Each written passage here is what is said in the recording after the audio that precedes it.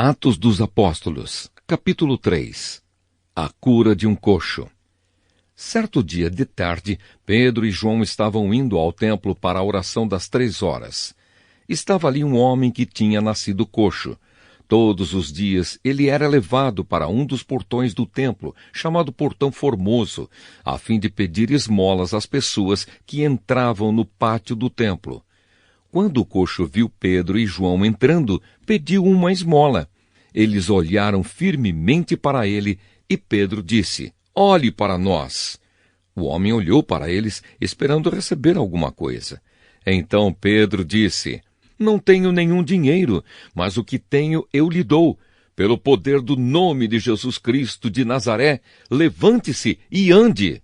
Em seguida, Pedro pegou a mão direita do homem e o ajudou a se levantar. No mesmo instante, os pés e os tornozelos dele ficaram firmes. Então ele deu um pulo, ficou de pé e começou a andar. Depois entrou no pátio do templo com eles, andando, pulando e agradecendo a Deus. Toda a multidão viu o homem pulando e louvando a Deus. Quando perceberam que aquele era o mendigo que ficava sentado perto do portão formoso do templo, ficaram admirados e espantados com o que havia acontecido. A mensagem de Pedro no templo. O homem que havia sido curado acompanhou Pedro e João. Todas as pessoas estavam admiradas e correram para a parte do pátio do templo chamada Alpendre de Salomão, onde eles estavam. Quando Pedro viu isso, disse ao povo: "Israelitas, por que vocês estão admirados? Por que estão olhando firmemente para nós, como se tivéssemos feito este homem andar por causa do nosso próprio poder ou por causa da nossa dedicação a Deus? O Deus dos nossos antepassados, o Deus de Abraão, o Deus de Isaque e o Deus de Jacó, foi quem deu glória ao seu servo Jesus. Mas vocês o entregaram às autoridades e o rejeitaram diante de Pilatos. E quando ele resolveu soltá-lo, vocês não quiseram. Jesus era bom e dedicado a Deus, mas vocês o rejeitaram. Em vez de pedirem a liberdade para ele, pediram que Pilatos soltasse um criminoso.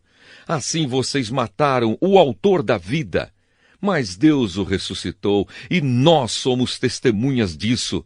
Foi o poder do nome de Jesus que deu forças a este homem. O que vocês estão vendo e sabendo foi feito pela fé no seu nome, pois foi a fé em Jesus que curou este homem em frente de todos vocês.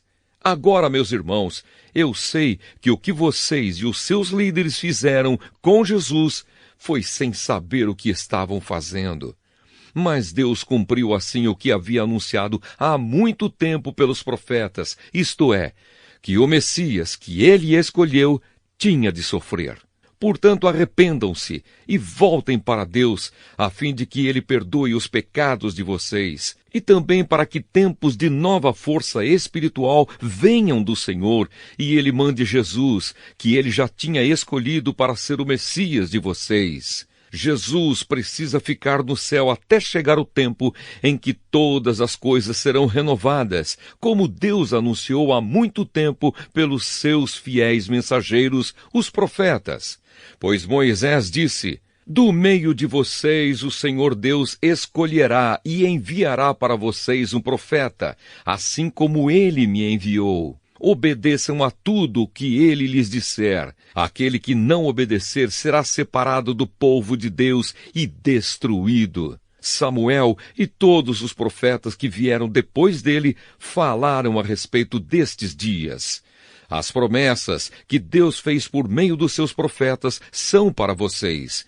E vocês fazem parte da aliança que Deus fez com os seus antepassados, quando disse para Abraão: "Por meio dos seus descendentes eu abençoarei todas as nações do mundo." Assim Deus escolheu o seu servo e o mandou primeiro a vocês, para abençoá-los e para que cada um de vocês abandone os seus pecados.